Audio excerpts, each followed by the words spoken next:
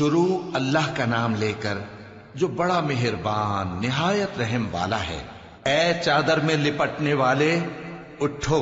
اب خبردار کرنے لگو اور اپنے پروردگار کی بڑائی بیان کرو، اور اپنے کپڑے پاک رکھو اور شرک کی گندگی سے تو الگ ہی رہو،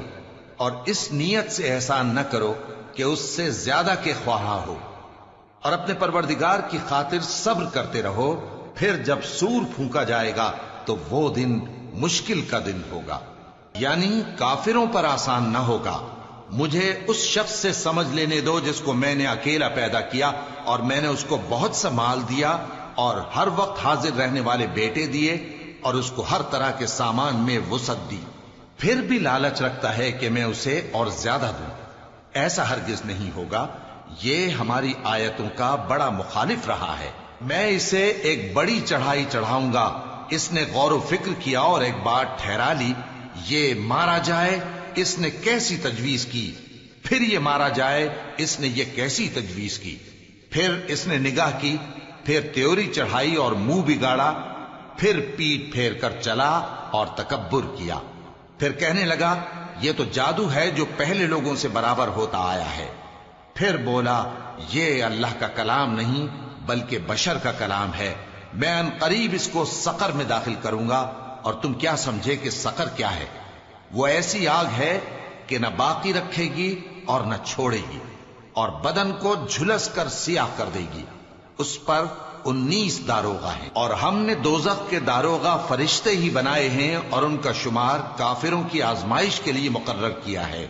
اس لیے کہ اہل کتاب یقین کریں اور مومنوں کا ایمان اور زیادہ ہو، اور اہل کتاب اور مومن شک نہ لائیں، اور اس لیے کہ جن لوگوں کے دلوں میں نفاق کا روگ ہے اور جو کافر ہیں کہیں کہ اس مثال کے بیان کرنے سے اللہ کا مقصود کیا ہے۔ اسی طرح اللہ جس کو چاہتا ہے گمراہ رہنے دیتا ہے اور جس کو چاہتا ہے ہدایت دیتا ہے، اور تمہارے پروردگار کے لشکروں کو اس کے سوا کوئی نہیں جانتا، اور یہ قرآن تو بنی آدم کے لیے نصیحت ہے۔ ہاں ہاں، قسم ہے چاند کی اور رات کی جب رخصت ہونے لگے، اور صبح کی جب روشن ہو جائے، کہ وہ آگ ایک بہت بڑی آفت ہے، انسان کے لیے ڈر کی چیز، یعنی اس شخص کے لیے جو تم میں سے آگے بڑھنا چاہے یا پیچھے رہنا چاہے۔ ہر شخص اپنے کرتوتوں کے باعث گرفتار ہوگا، مگر داہنی طرف والے نیک لوگ جنتوں میں ہوں گے اور پوچھتے ہوں گے، یعنی آگ میں جلنے والے گناہگاروں سے، کہ تم دوزخ میں کیوں پڑے؟ وہ جواب دیں گے کہ ہم نمازیوں میں شامل نہ ہوئے، اور نہ ہم فقیروں کو کھانا کھلاتے تھے، اور ہم بحث کرنے والوں کے ساتھ مل کر بحث کرتے تھے، اور روز جزا کو جھٹلاتے تھے، یہاں تک کہ ہمیں موت آ گئی۔ تو سفارش کرنے والوں کی سفارش ان کے حق میں کچھ فائدہ نہ دے گی۔ ان کو کیا ہوا ہے کہ نصیحت سے روگرداں ہو رہے ہیں، گویا گدھے ہیں کہ بدک جاتے ہیں جو شیر سے ڈر کر بھاگ جاتے ہیں۔ اصل یہ ہے کہ ان میں سے ہر شخص یہ چاہتا ہے کہ اس کے پاس کھلی ہوئی کتاب آئے، ایسا ہرگز نہیں ہوگا۔ حقیقت یہ ہے کہ ان کو آخرت کا خوف ہی نہیں۔ کچھ شک نہیں کہ یہ قرآن نصیحت ہے،